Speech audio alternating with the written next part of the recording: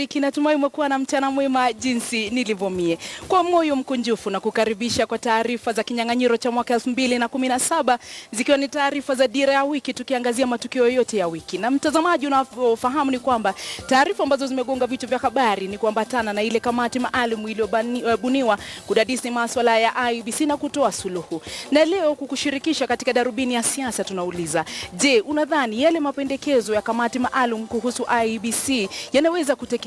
Ni mapendekezo ambayo yanaweza kutekelezwa na kabla ya uchaguzi mkuu. Unadhani na iwapo yatatekelezwa, mtazamaji, ni hakikisho kuwa uchaguzi mkuu utakuwa wa huru na haki? Je, unadhani kwamba iwapo yale mapendekezo yatapitishwa na bunge na kutekelezwa, yatakuwa ni hakikisho la uchaguzi wa huru na haki? Kushiriki ni rahisi. Tutumie maoni yako kupitia nambari 22155 22155. Wasiliana nasi pia kupitia mtandao wa Twitter @ZubaidaKananu au @KTNnews ukitumia hashtag Dira ya wiki. Unaweza pia kuwasiliana nasi kupitia nambari zetu za simu.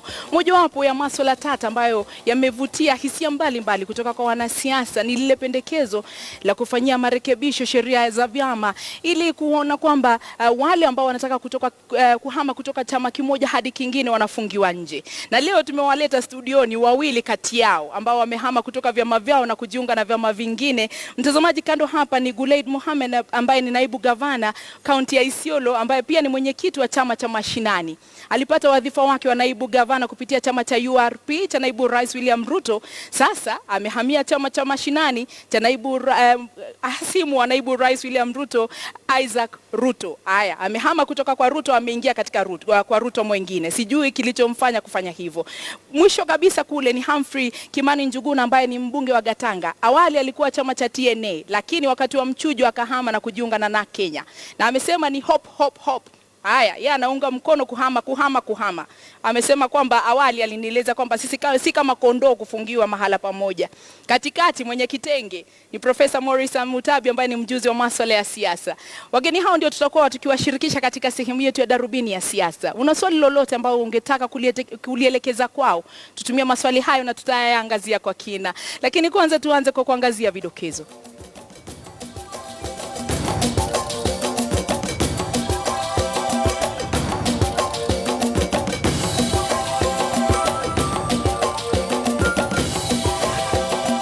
Kiongozi wa CORD Raila Odinga na naibu rais William Ruto wako pwani ya Kenya kuuza sera za CORD na Jubilee.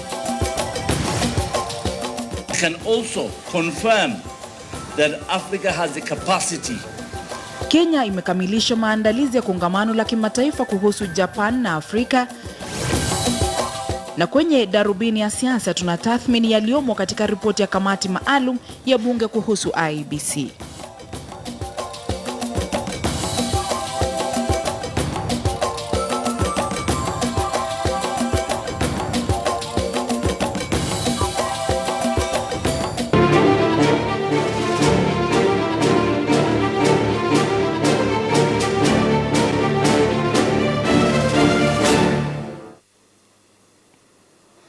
Karibu mtazamaji, jina langu ni Zubeida Kome. Kinara wa CORD Raila Odinga ameendeleza ziara yake pwani ya Kenya katika kaunti ya Kwale.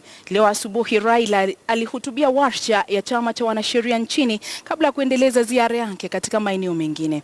Raila alisema kuwa ufisadi umekithiri nchini licha ya serikali kutangaza kuwa janga la kitaifa. America's PBS highlighting the extent to which corruption is ailing our country. It began with the plight of an athlete, Hillary Kiplimo, who finished third in the 2015 Standard Chartered Marathon in Nairobi, but did not receive his prize money of about 350,000 shillings. Instead, his name was replaced with that of one Julius Korir Kiplimo, despite being awarded a medal. He got a medal, but somebody else got the money. We have lately seen how this corruption has played out before the eyes of the world in Brazil. And you see headlines yesterday, even today, about the mess in Brazil. The athletes are winning medals, but under what conditions? All this point to a nation in a crisis of governance. Away from the material and financial corruption that is engulfing our nation, the moral corruption that is being drilled in our youth through false gospel of riches. This new gospel has powerful, energetic, and moneyed priests. And when I talk of the high priest of corruption, you know whom I'm talking about. They preach to our youth in schools and churches and markets that it is what you have, not how you got it, that counts. They preach that success is measured in riches and it comes not from hard work, but from cutting corners, deals, cheating and stealing from fellow citizens and from the government, the hustler culture. All these failures are anchored by our struggling and wailing and failing institutions. Huku hayo yakijiri, naibu wa rais William Ruto alikuwa katika kaunti ya Kilifi akiwarai wabunge zaidi kuasi muungano wa CORD na kujiunga na Jubilee. Ruto aliongoza mkutano wa hadhara katika shule ya upili ya Dr. Kraft Memorial Rabai. Alitoa hati miliki za ardhi na kuzindua mradi wa umeme katika kijiji cha Dr. Kraft. Wabunge wa Pwani waliojiunga na muungano wa Jubilee wanasisitiza kuwa hawajanunuliwa kujiunga na Jubilee na kwamba wanafanya hivyo kwa hiari. Kwamba tunaomba mkono zenye wino na wino mtoa maendeleo na maendeleo. Hao walichokuwa na kililia ni kuona utafuta na hata upata. Huu ni wenu nyinyi. Thank you very much. Wakati umekwisha, tusizibwe na siasa ya kuwa na vitambara vya vyama. Tuchague viongozi. Na sisi tumeshikana kama Pawapwani kidete. Vyama vote vinaingia mahali kumoja. Vyama vote vitazungumza sauti moja. Tuko pale ndani sio kwa sababu ya maslahi yetu, kwa sababu ya maslahi yenu. Na sisi kama Jubilee tumesema mambo ya nomination, tunataka IEBC isimamie nomination ya Jubilee, ndio tuondoe ukora na mambo mengine machafu katika mambo ya uchagua viongozi wa taifa letu la Kenya. Mimi nasikia wenzetu wa pande ile nyingine wanapinga ati hawataki professionals wa handle mambo ya nomination, kwa sababu ni tabia yao kuuza tikiti za chama zao. Wanataka kuendelea na soko hiyo na kioski ya kuuza tikiti ya chama yao. Waendelee, shauri yao kama wanataka kuendelea namna hiyo. Hayo mambo ya kuhama vyama ndio tunaangazia katika sehemu yetu ya darubini ya siasa, kwa hivyo usipitwe. Wahudumu wa bodaboda katika mji wa Kisumu wamelazimika kufanya maandamano kufuatia kuuawa kwa mmoja wao usiku wa kuamkia leo. Kulingana na wahudumu hao, maafisa wa polisi wamezembea kwenye kazi yao, hali ambayo sasa inahatarisha maisha ya wakazi wa eneo hili.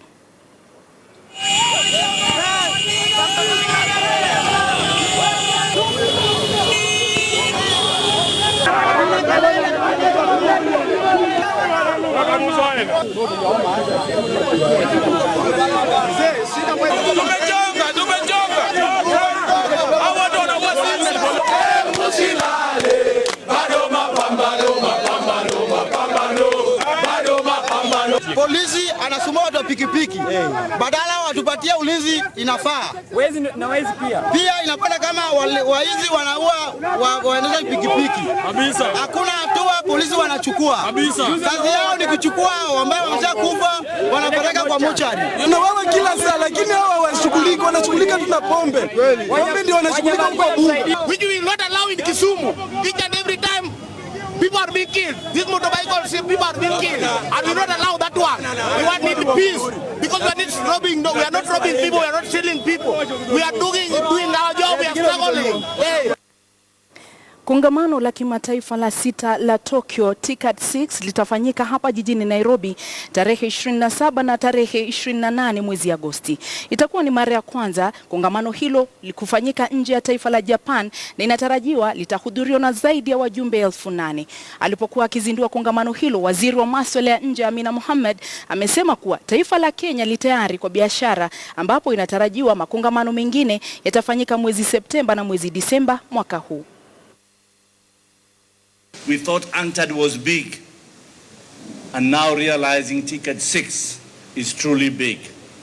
Because it's not about just 4,000 Japanese. It's not about just another 4,000 Kenyans. No, it's 35 heads of states who are going to come to this country. Mine is not to say I am happy because the numbers have increased. No, I'm happy because the image of Kenya is strong enough and solid that it can be able to host an international event to this magnitude. It can host 35 heads of states. It can also confirm that Africa has the capacity to that level, international level, in terms of conferencing. It's the first time on the African continent. It will take another 6 years before it comes back to the continent. So we're truly, truly honored. And as Honorable Najib Balala has said, it's history in the making. This is probably the second time we're hosting, in the recent past, right? I mean, before that, we've hosted many events for the first time. But in the recent past, WTO and TICAD, first time on the African continent. Really, that makes us special, and as Nana said, it just shows the rest of the world that we're ready for business and for whatever else needs to be done. Mzozo umeibuka katika makao makuu ya kanisa la Legio Maria katika kijiji cha Piny Oye, kaunti ya Migori, baada ya wanawake watatu kujitokeza na kuanza kumwombea na vile kumjengea nyumba ya kisasa papa wa kanisa hilo. Wanawake hao wanaodaiwa kutumia maafisa wa polisi kuwanyanyasa wanachama wa kanisa hilo, hata hivyo wamesisitiza kwamba kila wanachofanya ni huduma ya Mwenyezi Mungu. Cecilia Wakesho anaarifu. Ni hamaki na fedheha miongoni mwa makardinali wa kanisa la Legio Maria lililoko katika kijiji cha Piny Oye, kaunti ya Migori. Kisa na maana, ujio wa wanawake watatu kwenye kanisa hili waliodai kutumwa na Mungu kwa misingi ya kumjengea papa wa kanisa hili nyumba na vile kulifanyia marekebisho kaburi la mwanzilishi wa kanisa hili, marehemu Masaya Melkio Samuel Ondeto, aliyezikwa miaka 20 iliyopita kwenye milima ya Got Kweru, kunaonekana kuingilia kati amani ambayo wamekuwa nayo kwa miaka na mikaka. Tukauliza mkubwa yetu, sasa sababu gani hawa wasichana wanachukua wewe kutoa wewe kwa kanisa wanapeleka wewe mnakaa huko nyumbani kwao? Yeye anasema ati huyu msichana alitumwa na Mungu akuje anisaidie kwa sababu mimi ni maskini sana. Sina uwezo ya kupata pesa ama kujenga kama nyumba ile sasa inajengewa kwangu. Tunaona ni kama huyu msichana au hawa wasichana watatu wana njia nyingine ya kisiri ambayo haielekeshi dini letu katika njia ya kimungu, maana tangu waingie na wachukue huyu papa mtakatifu ametutenganisha na papa. Kulingana na makardinali wa kanisa hilo linalosemekana kuwa la kipekee barani Afrika, huenda wanawake hao wametumwa na kundi hasimu linaloongozwa na Rafael Adika kupeleleza utaratibu wao. Kwani kumekuwa na mapigano huku kundi hilo likinuia kuchukua umiliki na uongozi wa kanisa hilo, sawa na kufukua mwili wa marehemu mwanzilishi wa kanisa hilo ili kuuzika katika shamba la mababu zake lililoko kaunti ya Siaya. Hakuna kiongozi kama sisi, ni viongozi ambayo ni cabinet ambayo wanazingira papa, atupati nafasi ya kuongelesha papa, maana kila wakati amekaa naye, na wakati anapokuja papa mtakatifu anapokuja katika kanisa amesingiriwa na huyo mama pamoja na maskari. Lakini wanawake hao wakiongozwa na Dorothy Athiambo Hongo wamesisitiza kwamba waliongozwa kwenye kanisa hilo na Askofu Paul Mboya wa kanisa la Legio Maria Bewa la Kisumu, na kwamba huduma yao imeongozwa na Mwenyezi Mungu. Cecilia Wakesho, KTN News. Katika makala yetu ya siasa ni kwamba kamati maalum ya bunge iliyobuniwa kutafuta jinsi bora ya kuiondoa afisini tume huru ya uchaguzi na mipaka IEBC imewasilisha ripoti yake katika mabunge yote mawili. Kati ya maazimio ya kamati hiyo ni pamoja na kuharamisha kuhama chama cha siasa baada ya kushindwa katika uchaguzi wa mchujo. Je, wadau wamesemaje kuhusu hayo? Anayetuvulia kofia ya siasa hizo ni mwanahabari Jeff Kiroi. Pendekezo lililochipuka kutoka upande wa Jubilee kutaka tume ya uchaguzi nchini IEBC iongoze kura za mchujo za vyama, ambalo pia limejumuishwa kwenye ripoti ya kamati ya pamoja kuhusu IEBC, limezua zogo miongoni mwa mirengo mikuu iliyohusika katika kubuni ripoti hiyo. Baadhi ya wabunge wa CORD wametaka vyama vya siasa viwe huru kuamua iwapo wanataka uchaguzi wa mchujo ufanywe na IEBC au la. But if Jubilee want to do it, therefore they can go ahead. But that would mean we will, as a CORD, we will say that they will not be able to be credible enough to conduct the next year general elections. Jubilee baada ya pendekezo la Rais Uhuru Kenyatta kutaka shughuli hiyo iongozwe na IEBC, hasa baada ya vyama 13 kuelezea nia ya kuvunjwa ili kujumuishwa ndani ya chama cha Jubilee kitakachobuniwa rasmi tarehe 10 mwezi ujao, wameunga mkono hoja ya rais. Sio wao tu, hata hivyo, baadhi ya wabunge akiwemo mbunge wa Gatanga Daktari Humphrey Kimani aliyechaguliwa kwa tiketi ya NARC Kenya anapendelea hoja hiyo. By bringing in IEBC, you'll be able to narrow rigging perhaps to what we call 1 digit instead of 2 digit. Then it's okay. Swala la uchaguzi wa vyama kufanywa na IEBC silo tata pekee. Hoja ya kurekebisha sheria ya uchaguzi ya mwaka 2011 ili kuharamisha wagombeaji kuhama vyama baada ya kushindwa kwenye mchujo limeibua tumbo joto. It becomes very difficult to tie political players or to tie politicians to the bad manners of political parties, and to demand that a member of a political party cannot have a recourse, cannot have a fallback position when we have not matured to a level where political parties respect their own internal democratic practices. It's untenable. We do not want a bill that will infringe on the freedom of Kenyans who want to be leaders, because otherwise it can also be abused by the party machineries and just block other candidates out. Kwenye uchaguzi mdogo wa Kajiado mwaka uliopita, mgombeaji wa chama cha TNA Elijah Memusi alibwagwa wakati wa mchujo wa chama. Hata hivyo aliamua kujiunga na chama cha ODM alikopewa tiketi na kisha kuibuka mshindi kwenye uchaguzi huo mdogo. Mbunge wa Gatanga pia alinyolewa na wembe huo, akaamua kuvuka sakafu na kujiunga na chama cha NARC Kenya na baadaye akaibuka mshindi. So if there was no party hopping, then I would not be in parliament. And let me tell you, there can never be free and fair elections at party preliminaries. Ni kwa msingi huo ndipo wagombeaji wanadai kwamba uchaguzi wa vyama uzingirwa na ukungu wa mapendeleo unaokiuka matakwa ya wananchi na kuegemea matakwa ya chama. I am for party hopping. Today you rig me out, I go to the other party and I win. Wananchi kwa upande wao wanamtazamo kinzana kuhusiana na kipengee hicho.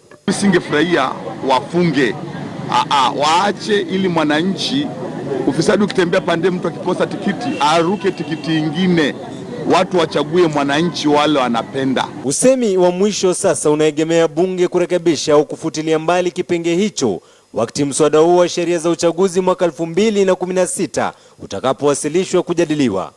Jeff Kiroi, Dira ya Wiki, KTN News.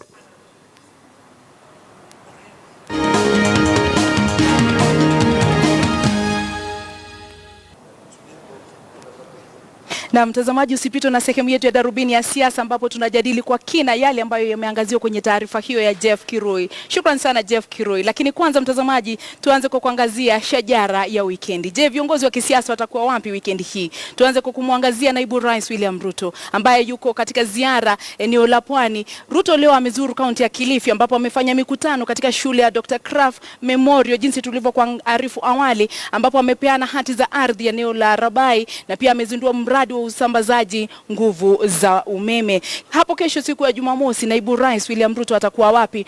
Kesho atakuwa Kinagoni, eneo la Kinango, kaunti ya Kwale, kwa mazishi ya mamake mbunge wa Gonzirai ambaye ni mbunge wa Kinango. Hapo kesho pia atazuru kaunti ya Kilifi ambapo ataelekea katika eneo la Magarini, eneo la Malindi kwa ufunguzi wa mradi wa maji Magarini, na pia kukutana na wenyeji wa eneo hilo katika eneo la Gongoni. Naibu rais pia kesho ana mpango mwingine ambapo ataelekea katika kaunti ya Mombasa ambako atazuru eneo la Bomani, eneo la Likoni ambapo ataandaa hafla ya kuchanga pesa za kina mama eneo hilo.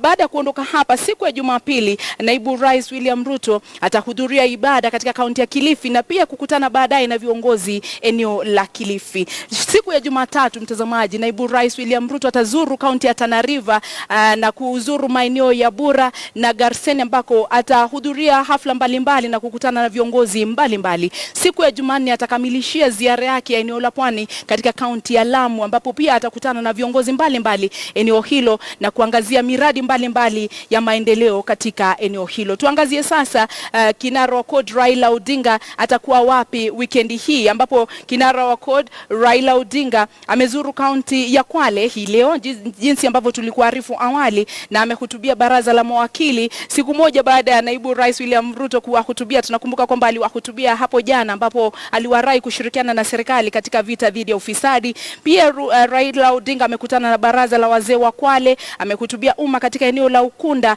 na tunatarajia kwamba kuanzia mwendo wa saa 11 hivi amekuwa akikutana na viongozi wa NAT na KUPPET. Hapo kesho siku ya Jumamosi ataelekea kaunti ya Tana River, atafanya mkutano wa kwanza eneo la Galole kukutana na viongozi wa NAT na KUPPET eneo hilo.